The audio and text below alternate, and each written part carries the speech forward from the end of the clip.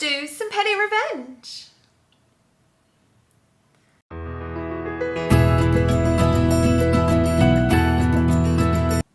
My mum fat shamed me all my life. I developed early, got my period, boobs and hips at 10, and she decided I was fat. She was forever putting me on a diet, shopping in chubby girls instead of juniors. Decades later, when I actually gained a lot of weight after 2 consecutive pregnancies, she got out of control, humiliating me in public, to relatives and to my husband. When I took up running and was shedding weight very quickly, she didn't see it. At the time, I was having my suit pants altered to fit my changing shape, so my size 14 pants were tailored to a 10. When those were big on me, I brought them to my mum and said, "These don't fit me anymore. Would you like them?" She was so proud of being a slim 14, but she was very upset when she told me they didn't, and she must be bigger than I thought. Petty AF, but it gave me great satisfaction. That would have given me great satisfaction too, and I am so... Firstly, congratulations. It is tough to lose weight, and a size 14, sorry, not that big. That is a standard. That is a standard woman's size. But good for you for staying dedicated to running and losing weight, and I'm sure you're so much happier within yourself, and I'm sure you feel great, and well done. Very, very happy for you. So proud. I know how tough it is, and I'm so glad that you were able to just give them to your mum and they didn't fit. So who's the fat one here? Who should be fat shamed? No one should be fat shamed. Let me make it clear. No one should ever be fat shamed. We are who we are. Our bodies are made how they are made, and we should just be happy within ourselves. And your mum, I don't like your mum for fat shaming you all your life, but I do like your revenge. I do like some petty revenge. As a mum, I'm mortified by your mother's choices. As a mum, I'm so damn proud of you. Taking back your power is awesome. Her views are hers. May they never negatively impact you. You are a healthy, lovely mum yourself, and I am sending big internet hugs. Great job. If you haven't read I'm Glad My Mum Died by Jeanette McCurdy, you might give it a try. She too was raised by a narcissist. That book was phenomenal. I did read that book and I thoroughly enjoyed it, and it was so eye-opening, and I'm so sorry that all that stuff happened to her, and I'm sorry that all that stuff happened to you, but I know this is going to make you a better person, and you're going to be the best mum to your 2 little ones and not make the same mistakes. So my mother did the same thing to me growing up. She was always very slim and petite her whole life. I, on the other hand, got the Irish build, 5'4" with the hips, chest, and loud mouth, lol. I developed at 9 to 10 years, and she always would make little helpful comments. Do you think you need to eat that? Do you really need seconds? You know, if you walked more, you wouldn't be so hippie. I ended up with an eating disorder and body dysmorphia, but I still struggle with. I took up boxing about the same time that my mother both retired and went through her change. This caused her metabolism to go to nothing, and since she stopped working at a job where she ran around all the time and sat around and did nothing but snack, well, let's just say what I lost, she gained. She was complaining about all the weight she gained, and I couldn't help myself. I looked at her and said, you know, maybe you should walk more. Oh, and I'm losing a ton of weight. Sometimes your success is the best revenge, and it's the subtlest revenge, and you can't put a price on that. Kept leaning on me on a bus. Enjoy the floor, ma'am. This happened recently on a semi-crowded bus. I was standing in the middle of the bus. Although there was plenty of space around, this woman decided to stand right next to me. Ugh, no. No. After a few moments, she started leaning her shoulder against mine. No, ma'am, why? Why do you need to do that? No, just no. No. I politely asked her to move a little away since it was uncomfortable. I thought this was basic manner. She did, but only for a few minutes. Then she came back again to use me as a human pillar. I can't even tell how pissed off I was, so I decided to take my petty revenge. Once she got comfortable using me as her support again, I suddenly took a step back without warning. So she lost her balance and fell down right away. Stood up, looked at me, didn't say a word, and stood well away from me for the rest of the ride. Why did she need to lean up against you? Like, why did she feel that she needed to do that? I don't understand. Oh, but gross. No. And have we learned nothing with COVID? Like, social distancing should still be a thing. Edit. I think I need to mention a few things. 1, I'm a girl. Lots of you guys thinking I'm a guy. Thank you for the clarification, but I did not think that. So does that mean there's something wrong with me that I didn't automatically think that you're a guy? 2, the woman looked perfectly fine, no visible health issues. If that was the case, I'd never do this to her. I'm not that insensitive. 3, I can tell she wasn't a pickpocket because my bag was on my other shoulder and she had her back up against me. I'm so careful with these things. 4, the weather was hot and humid AF and that situation was sweaty. That's why I was more pissed off than I would have been on a normal day. I get that. I don't care if you are a man or a woman. If you tell somebody that you do not want them touching you, standing really close to you, let alone leaning on you, you have the right to step away. Absolutely. I don't know why anyone thinks that your personal space doesn't matter because either they assumed you were a dude or because they just thought that you should be somebody's pillow without even being asked. But they are definitely wrong and you were definitely right to step away and show that person that you're not going to allow them to be in your personal space and break your boundaries. Insane. Glad you didn't let them keep doing that. It's not your job or purpose in life to be somebody's scaffolding. That. Shopping revenge. This is a story of my wife's petty revenge during shopping. She and son went in the supermarket to get a few things. They didn't have any shopping carts, just a couple of things that they could carry in their hands. There were long queues at the normal tills, so naturally to skip them, they went to self-checkout. The system is there 4 self-checkouts and 1 line for all of them. Line was not long, maybe 2 to 3 people, but by the time they were next in line, there were around 10 people behind them. So their turn comes and she was distracted for a few seconds, nothing unusual. We're talking about 4 seconds max. Usually when that happens, person behind prompts the next in line and waits for their turn. True sign of civilization. Not this time. A young couple, maybe in their late teens, early 20s, pushes past her and son. Usually she would let it slide, but not this time. She calls out to him and asks, does he really think that 10 people behind her are waiting for him to cut past the line? His answer, well, you didn't pay enough attention and you weren't fast enough. Instead of arguing with idiot, she calmly swiped one of her items on his till and proceeded to the next that became vacant. By the time she finished with her items, he was still waiting on the store clerk to cancel her item. As they went towards the exit, he called out to her, "You're crazy." She calmly replied, "Well, you didn't pay enough attention," and exited out. Oh, I love that. I would never think to do that. But that is so good. Savage. She's a keeper. Savage and witty. I'd have thought of that comeback about a week later. Me too. She's raising a young son. Her wit and speed have been sharpened. She swiped their time. Store clerk probably saw the whole thing and took their time responding. That is such a good story. Thank you so much for sharing, OP. That was great. And I think we've all just learned something.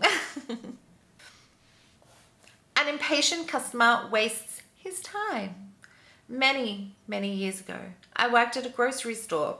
I usually wound up working the closing shift as that was easiest for me anyways. One night, a concert was in town, but the dumbass manager didn't schedule any extra help. So it was just me and the closing assistant manager. They never do. They never do. It happens in hospitality, in fast food restaurants as well. They never ever schedule for it. They had a strict policy for when we had to clock out by after our shift. The leeway was 10 minutes. It was getting to the end of my shift, so I had to close down my lane and help the last few customers. So I tell the customer in the back of the line they can stay, but they are the last person, and put up a close sign while turning off the light. Unfortunately, that massively backed up the assistant manager's lane. Cue the impatient man. This guy comes over and starts unloading things as I'm helping the last customer I have. I tell him, hey, I'm shutting down. I can't take you. It's not like he had a packet of gum. He had half a cart's worth of stuff. He just says, that line is too long. I'll be quick. To which I say, I can't help you. He ignores me and continues to unload his groceries on the belt. After I finish my customer, I open the register, take out my cash drawer and head to count it down. He sees this and goes, wait, where are you going? To which I said, I told you, I was shutting down. I quickly count down my till, only to see him just leaving the lane with his repacked cart as he gets back into line. Never heard anything after, so if he complained, the AM probably just told him it was his fault. Probably lost a few places in the other line as well. Time management is a good skill to have. So if you're willing to pay me overtime rates to remain open for you, I will. Otherwise, you can stick your own poor time management up your ass and get in the other line. What a jerk. Thank you for some great storytelling. I feel like I was there with you. Well done. It was really good storytelling. Petty revenge against boss, company owner. Allow me to preface this by saying it happened 48 hours ago and outcomes are not fully developed as yet, but it will definitely be coming. I hope you give us an update once you know. I work as a cleaner, and due to my experience and skills, I am employed and paid higher than most team members. I clean car showrooms and display our homes for luxury elite clients and do so very well. Problem with this is the owner of my company has made it very clear he doesn't like me personally and has gone out of his way to try and get me to get fired. So, 2 nights ago, I was cleaning the local Tesla dealership and the boss had sent out a supervisor to carry out some quality management. The issue here is it's the boss saying it and not the client. So, fast forward to the supervisor arriving, walking around the side, complimenting me on my job and standards. The supervisor then speaks to the dealership manager about the complaints. The dealership manager then approached me about my boss asking what the deal is. I remained impartial and professional and told him I don't know what the issue is, but we appear not to see eye to eye on a lot of things. Very, very professional, really great answer. This prompted the dealership manager to then say he will contact my boss directly to ask him to lay off me, then proceeds to ask if I would become a dealership employee directly alongside my salary job. I received a call from my owner boss being apologetic and asked me to not take the offer in exchange for a pay rise, as I can't afford to lose the elite clientele. I did the vocal equivalent of leaving him on red, saying, it's an interesting offer and I have a lot to think about. I'm going to let it play out for a few days while I consult my union representative for advice. As I'm employed full-time, I have quite a few protections in case this goes south. So my satisfaction, petty revenge, comes from the fact that this boss is pulling his hair out from stress on my answer. Yes, there's nothing like waiting on an answer to something. And I love that you got another job opportunity out of that. And I do hope that you take it. And why? I wonder why the boss didn't like you, but all of a sudden you're worth something to him because you got another job offer. Crazy, right? You are brilliant. Know your worth. Let him sweat. I wish you every success. OP replied, just a humble dude who doesn't like drama, but it's worth kicking a wasp's nest once in a while. I'd check your contract and see if there's anything about leaving and becoming an employee of a customer, just to be safe. I'd also see if you'd be able to retain your high-end clients on a personal basis and work the dealership. If you can, my dude, you do that. Good for you. Sounds like your excellent work ethic and professionalism are really paying off, putting you in a powerful position. OP, I just love the chaos that's ensued from barely lifting a finger, but thank you. I wish you all the best of luck, OP, and I hope that you get everything that you deserve. And I also hope that your boss gets everything he deserves, which is going to be completely different to what you deserve. Petty revenge against me. I deserved it. Oof! This should be juicy. Let's see. I used to work as a burger. I used to work as a buyer at a large company. One time my boss had me looking for a product that we needed custom made and rushed. It was $110,000 spend. So I reached out to my suppliers and had a couple respond saying it could be done. One representative named Ricky did a whole bunch of work for this and worked hand in hand with me to get the product designed and have samples made, which helped a lot for our marketing team. The other rep, they did some work, but nothing crazy, and had a sample made, but of lesser quality and same price. And then my boss decided to choose which supplier we go with, and he chose a supplier that didn't do that much because they had a 3-day faster delivery time, despite me recommending to go with Ricky's company. So I had to break the bad news to Ricky. She was mad and decided to no longer work with our company, which I understand. Anyway, that was 6 years ago, and to this day, I still get a ton of spam calls and texts, at least once a day, and sometimes 3+ for a few months at a time. A few of them always address me as Ricky. They started coming in mass soon after I told Ricky we'd be going with another company. I've blocked hundreds of numbers and even paid for one of those subscriptions to have them erase my data from spam callers, and it didn't help. And the company my boss decided to work with, they were nearly 3 weeks late on delivery. Honestly, I would just send back to one of those numbers, your boss's number, and get him to, and let him deal with it. He made that decision, and so he should do that. Heston, he wants to be a star. You deserved no such thing. Your boss made the decision. You were just a messenger, and you got shot. OP, it was my jurisdiction ultimately, and I don't protect blame, haha. My position at the time was above being a messenger. My boss had his reasons to overstep that I understood, but don't agree with. Now go and sign your boss up for those emails. That's what I just said. Yeah, you didn't deserve it. Your boss is the real villain here. You did everything you could to make him pick the right choice, but he was stupid and didn't. And in the end, it bit him in the butt anyway, because they were 3 weeks late with the delivery. Should have gone with Ricky. Ricky is kind of a villain too. Why would you retaliate against an employee who's only doing their job? Her work on that product was probably great, but maybe the company dodged a bullet in the long run with her, looking at how immature she is. Correct. My BF would never tell me when he'd be home. He was in financial planning, so he had no set hours, but he just wouldn't tell me. Female 25-ish at the time, if he was going to be home at 5 or 9, despite my asking for a heads up, just so I wouldn't worry. Months go by, nothing changes. This is everyone had a cell. He had a car phone. I set up a poker game with my friends, told my mum my plan because she is a hysterical warrior, and if he called her, I didn't want her to freak out. Didn't leave a note. I went to my friend's place to play cards and traipsed into our apartment around 4 a.m. He had gone to bed but couldn't sleep. He asked where I was. Me, playing cards with friends. Him, why didn't you call me? Me, was I supposed to? I didn't think it was necessary. You never call me. The problem stopped. So this was a long time ago. Did you marry him or did you move on to something better? who would communicate that to you.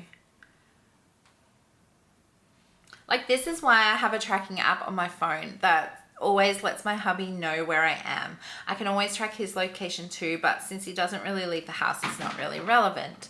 I had a couple married friends who told me about the time the husband of the couple had a tire blowout, lost control of his car and rolled down the side of a hill next to the road. He kept floating in and out of consciousness, but his phone had gotten thrown somewhere in the car that he couldn't reach, and his legs were both pinned, so he couldn't move.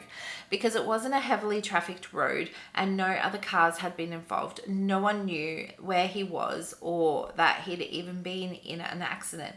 It took over 9 hours for him to be found. Wow. Crazy. Was he okay? Especially when I was having to take public transit to and from work for a while, his ability to track my commute gave me a lot of peace of mind, especially since I had to wait for transfers in some not so spectacular areas. He'd check my location every once in a while on my way home, and if it showed I wasn't where I should be by that point, he'd call to check in and make sure I was fine and my bus was just behind schedule. This almost never happened since I typically kept him updated, but every once in a while, if I was reading or watching something, I'd lose track of the time. It made me feel a lot better knowing that if something happened to me, it wouldn't be hours before someone noticed. It was a 2.5-hour commute home on 4 buses, so if something happened early in my commute, it would otherwise be up to 2 hours before I was expected home, and that if I got grabbed or something, they would at least know which stop I disappeared from to narrow the search down a bit.